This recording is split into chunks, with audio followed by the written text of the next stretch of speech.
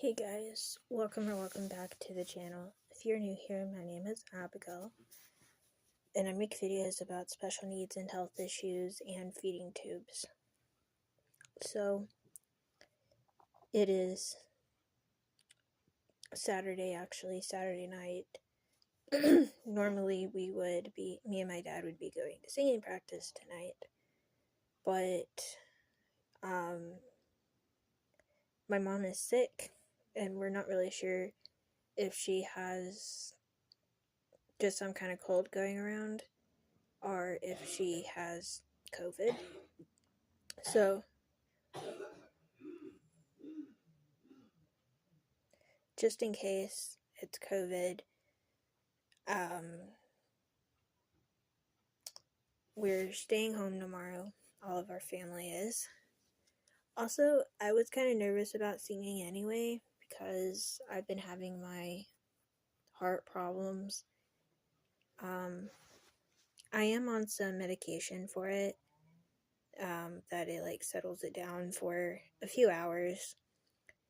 Yesterday I took some and it was fine until my heart rate was fine until this morning.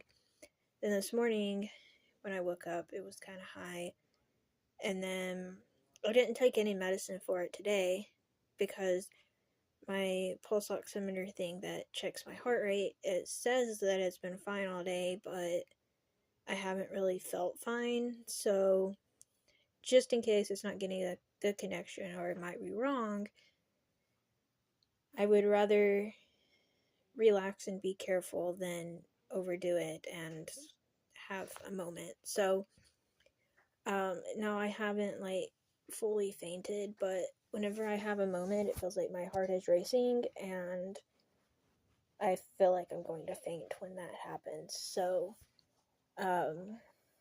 obviously, I would rather listen to my body first and then be like, just in case the pulse oximeter thing isn't working right, because I don't want to push myself to the point of, putting myself in a dangerous situation if I were to push myself too far. So I'm just today listening to my body. If I feel like I need to lay down, put my feet up, I do. Which I guess this is good practice for when I get my heart monitor, because when I get my heart monitor, they will be checking it on the heart monitor instead of the pulse oximeter thing. So it is kind of good practice to not have to rely on the pulse oximeter all the time, because they do want my heart rate to get high so that whenever we bring the testing thing back, it will show what problem I'm having. So, yeah, things have been kind of crazy. Still have my heart issue going on. We got sickness going on, and it's only a few more days till Christmas, till when we do our Christmas. We do our Christmas Eve. So Christmas for us is actually Christmas Eve. So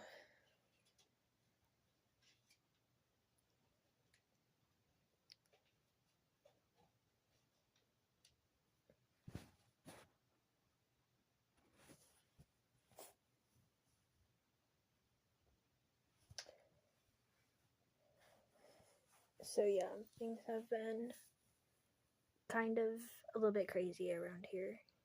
It's really scary to walk around and be doing your own thing, and then all of a sudden you feel like you have to sit down right then. So that's been kind of scary. I'm actually taking a break from singing until we get things more under control. So I would not want to be on the platform and end up fainting or almost faint or anything like that. As far as how my other health stuff is going, it's going pretty good.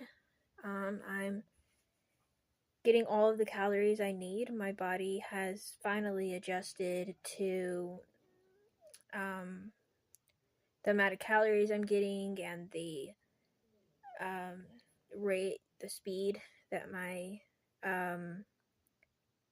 pump is on.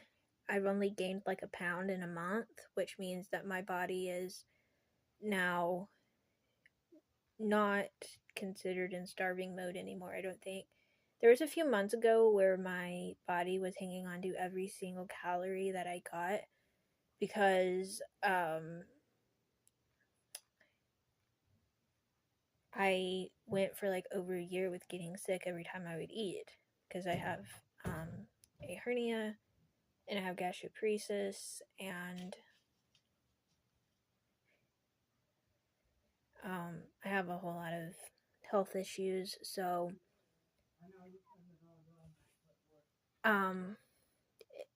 it's just my body was so tired of getting sick like for over a year.